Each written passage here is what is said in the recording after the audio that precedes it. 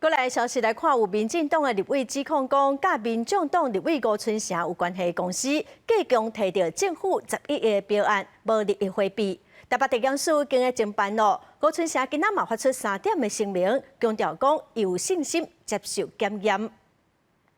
废恶法还青年世代正义。民众党立委吴春成推动总世代政策甲产业发展促进法，法人这期无利益回避。那民进党团亚出叶太太挂名负责的2间公司，都提早集管数超过25块的标函，金额超过11亿。台北地检署也经分他几案来调查。吴春成过去的公司，他的亲属都在他所有的协会或者是公司之中，但是过去。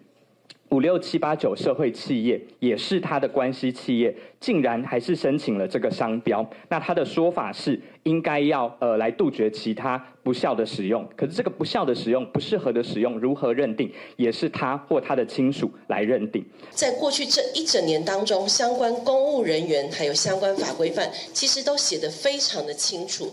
你本人还有你的配偶，还有2等亲以内的相关人员，作为相关标案的采购内容、相关人员的时候，其实你都没有利益回避。还有，我们其实后续有看到一些资料。 他们在做相关标案的时候，甚至可能没有揭露身份，这个部分的资料我们也还在继续追查。吴春成透过3点声明，表示愿意接受检验，而且绝对有信心接受检验。佮强调，做立委进前经营企业30年，所有财产依法纳税、依法申报。也讲到总世代商标是4年前的产物，商标专利已经声明放弃。是他愿意，但是什么时候要放弃？好，我觉得这是一个蛮大的部分，他应该要来回答的。那同时， 即便是放弃了壮世代的商标，那它指的到底是什么？因为它前面有提到是，如果未来做公益使用，它不会来做相关的费用的收取。是在法案如果是对人民有好处的，我们会继续支持。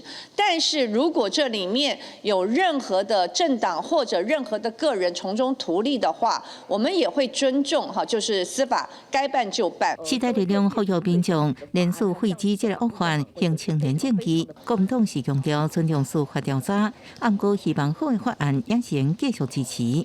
公视新闻采访报道。